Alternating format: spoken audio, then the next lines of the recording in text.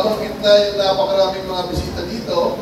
I'm almost tempted to sing the song, but I'll just mention it to all the names I've heard before. Sa ating po mga panauhin, isang mag-agham na araw po sa ating lahat. I respect to Honorable Cristina Garcia Frasco, Secretary of the Department of Tourism, Attorney Joan Padilla, Administrator of Interpost Administration, and all the members of the Department of Tourism family, to the Department of Science and Technology team, of course, sa ating pong Partnerships for Sustainability Education, and the Bureau of Jail Management and Penology. Siyempre, I'd like to specifically mention ang National Capital Region sa pag-organisa ng pamanaghang ngayong taon na may temang siyensya sa bawat hami at hibla. Ang ating pagdiriwang ngayon ay sumasalamin hindi lamang sa agham at teknolohiya, kundi ang paggamit ito sa larangan ng tela, paghahabi at sustainability. Nagagalak akong ibahagi sa inyo ang aking mga saloobin patungkol sa siyensya, sa bawat habi at hibla, at kung bakit ang ating kulturang habi ay nararapat nating ipamana. Sinasabing likas na malikhain ang mga Pilipino at matangi ang ating mga gawang habi sa buong mundo. Dahil sa ito ay nagpapakita ng ating pagiging artistic o pagiging malikhain. Ang karamihan ng mga gawang habi ay hinahango sa karanasan at paniniwala ng ating mga ninuno at cultural indigenous groups. Pinagkita ni Jose Sancho Mamoran kanina ni Balito. Isang pagpapakita ng inspirasyon sa bawat obra ay ang personal na mga paniniwala, values at tradisyon na patuloy na isinasalin sa henerasyon ngayon. Ayon kay Felipe De Leon Jr., dating chairman ng National Commission for Culture and the Arts, weaving is an outstanding expression of communal creativity. Ang paghahabi ay ekspresyon ng isang komunidad na patuloy na isinasabuhay ang kanilang tradisyon at kultura sa pamamagitan ng damit, kasuotan, o pati na rin sa kanilang mga palamuti. Ito rin ay nagsisilbing kabuhayan ng ating mga katutubo. Kaya naman, kasama tayo sa patuloy na magtatrabaho upang hindi ito mawala sa paglipas ng panahon. We need to support the intangible cultural heritage that our kababayans have. Ang bawat habi na gawa ng Pilipino ay sumasalamin sa likas na yaman ng bansang Pilipinas na atin lamang at ating dapat pangalagaan at pagyamanin. Dahil nga likas na malikhain at papamaraan ng mga Pilipino, kaya kaya natin gawing isang damit ang mga hibla ng pinya, saging, abaka, at sa tulong ng siyensya, pati na rin kawayan. Patuloy din natin pinapaunlad ang paggamit ng seda para magsilbing raw material sa paggawa ng mga kasuotan. Kasama na ang mga bag, sapatos, at iba pang mga palamuti. Patuloy na rin ang ating pananaliksik sa pang-siyentipiko at pang-industrial na gamit ito. For example, nabanggit ni Secretary Frasco kanina, yung mga tourism areas tulad ng rice terraces. Ang problema ng ating rice terraces, na-erode na ang kanyang mga slope. At ang aming pag-uusap sa Ifugao with the Governor ng Ifugao State University, pwede natin gamitin yung geotextile na gawa ng ibang mga companies na gawa rin ng Diwas din TPRI. Sa pagtatangkilik sa ating Philippine Tropical Fabric, sa paggamit at pagsusuot ng ito, sinusuot din natin at pinapakita ang likas na yaman ng ating bansang Pilipinas. We become advocates of protecting our rich natural resources. Biniyayaan tayo ng likas na yaman, hindi para abusuhin. Ito ay para pagyamanin at pangalagaan at gamitin ng mahusay para ipakita sa ating mga kababayan at sa mundo na dapat ang pilikin at pag-ingatan ang sarili natin. Sa iba't ibang pagpupulong ng seremonya, mula sa mga formal na okasyon hanggang sa masasayang pista at festival ng Pilipinas, bahagi at tela, habi at hibla, sa makulay nating mga selebrasyon. Ngunit sa kabilang banda, dapat din natin tingnan na ang paggamit ng mga kasuotan, tingin natin ay para sa mga formal na okasyon lamang, ay magagamit din natin sa pang-araw-araw. Magkulang pa ang supply ng mga tropical fabrics sa Pilipinas na siyang tinutukan ng USD, nais namin iparating sa inyo na tayo rin mga Pilipino ang mag-aangat sa kalidad, dami ng Philippine textiles. I look forward to the day that we will be able to add at least 1 or 2 pieces of authentic Philippine-made woven clothing to our wardrobe. Itong suot ko ay galing sa produkto ng USD. Pero ang tanong niyo sa expansion, sinong suot mo? Babangkitin ko lang sa iyo kung saan ako nagpatahin. Baka sabihin nag-advertise ako. Hindi lang isang bahagi ng kultura. Gawin natin ito isang bahagi ng araw-araw nating buhay bilang isang Pilipino. Kamakilan lamang ay pinagtibay ng DOST, Philippine Textile Research Institute, at ng Civil Service Commission ang pagsulong ng paggamit ng Philippine Tropical Fabric para sa uniforme ng empleyado ng gobyerno. Ito ay pinakita sa pamamagitan ng pagpirma ng Memorandum of Agreement at Deed of Donation na sinundan ng isang handover ceremony ng Philippine Tropical Fabric. Director Julius, baka gusto mong bigyan ang Department of Tourism. Ang inisitibang ito ay naayon sa Section 3 ng Republic Act 9242 na kilala rin bilang an act prescribing the use of Philippine Tropical Fabric for uniforms of public officials and employees for other purposes. Ang batas na ito ay nag-aatas ng paggamit ng Philippine Tropical Fabric na binubuo ng natural textile fibers mula sa dahon ng pinya, abaka, saging, kawayan, at Philippine silk sa mga opisyal at kawani ng gobyerno, pati rin sa mga uniform personnel. Ang mga telang ito ay gawa, inahabi at pinoproseso sa Pilipinas at sunod sa Philippine National Standard.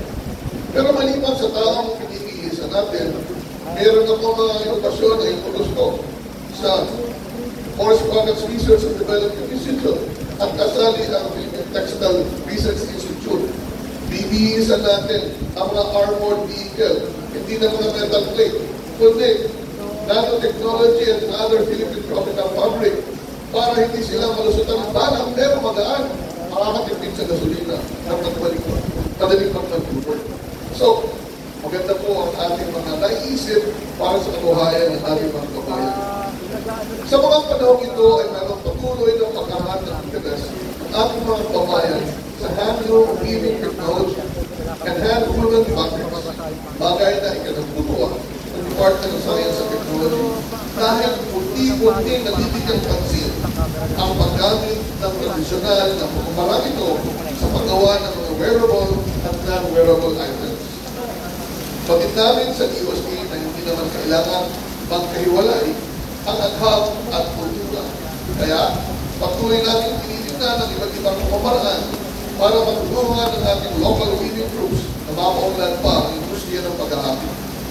Namin ang pangusalamat sa mga komunidad na malugod na tinatanggap ng mga makabagong pamamaraan upang mapagyaman pa ang kultura at tradisyon ng pag-aapi gamit ng agham at teknolohiya at inovasyon.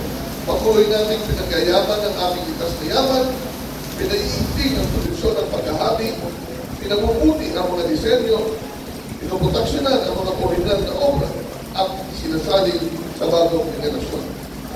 Ito ang pagsasalin ng tradisyon at inovasyon. At sa bawat habi at ibla, ito ang inyo ang DOST sa pagsusulong ng mga oportunidad para sa industriya ng paghahabi. Sa katunayan, meron kaming programang tinatawag na Science via Borders. Ito ang aming kampanya na dalhin sa iba't ibang panig at aspeto ng agham at teknolohiya. Ang aming aksyon at mga proyekto sa textile at tropical fibers ay naaayon sa mga strategiya ng DOST na tinatawag namin Wealth Creation Pillar para sa kauunlad ng ating mga kabayan at sustainability pillar para masiguro ang proteksyon ng ating natural resources. Sa pagtutulungan ng DOST, regional offices ng DOST PTRI at susulong ng mga proyekto ng DOST sa iba't ibang syudad at probinsya sa ating bansa. Sa Metro Manila, kamakailan lang ay nagbigay ng 20 units ng Tapestry Loom Weaving Machine ang DOST NCR at DOST PTRI sa persons deprived of liberty sa San Juan City Female Dormitory sa pagkikipagtulungan sa Bureau of Jail Management and Penology. Sa mga babae lang po ito, pwede naman sa lalaki kasi marami tayong lalaki keepers na. Sa tulong naman ng I-Forward Philippines program na para sa OFWs, nakapagbahagi ang DOST NCR ng 4 na units ng DOST PTRI developed handloom weaving machine sa O-Weavers Mill Woven Fabrics na ang nagmamay-ari ay isang OFW sa Dubai. Ginagabayan din ng PTRI ang O-Weavers Mill sa pagsasanay sa paggamit ng handloom weaving machine. Patuloy namin pinapatupad ng DOST PTRI ang digitalization of the Philippine handloom weaving industry na naglalayo na ma-rehistro ang ating local weavers sa isang online database para sa traceability. Minsan, kinag-claim ng ibang mga nagbebenta na galing sa ganitong lugar. So, dapat na-trace natin kung saan ginagawa yan. I-digitize ang original weave patterns para mapreserba at makaproteksyonan ang mga ito at magamit ng mga teknolohiyang spectroscopy at textile material engines. Patuloy din ang pagtatayo ng DOST PTRI ng mga regional innovation hubs and centers sa iba't ibang parte ng bansa. Kabilang na sa mga ito, sumusunod, Regional Handloom Weaving Innovation Centers, Natural Dye Hubs. Ang biro ko dito, yung industriya ng pagtitila sa English ay dyeing ay binubuhay muli ng DOST PTRI. Regional Yarn Production and Innovation Centers, Natural Textile Fiber Innovation Hubs, Bamboo Textile Fiber Innovation Hubs, and SELA Pilipinas or the Philippine Silk. Itong buwan lamang ay nilusan natin ang Natural Textile Fiber Hub sa Sultan Kudarat State University sa Region 12 at Natural Dye Hub sa Antique sa Region 6. Sa aking pagtatapos, gusto ko mong magpasalamat sa Department of Tourism, sa Secretary ng Tourism, Christina Frasco. Nang tutulungan po ng DOST ay pagkikipagtulungan upang makapagbigay tayo ng kabuhayan, kalidad ng mga kabuhayan sa ating mga kababayan upang sila ay magkaroon ng quality of life. Magkaroon sila ng tamang human well-being. Magkaroon sila ng kita para may pantusto sila sa araw-araw. Magkaroon sila ng sustainability frame para yung likas na yaman na ginagamit natin sa ating mga pagkahabi ay maproteksyonan. Pati rin yung sustainability ng skills na sila lamang na mayroon gusto natin ipagpatuloy.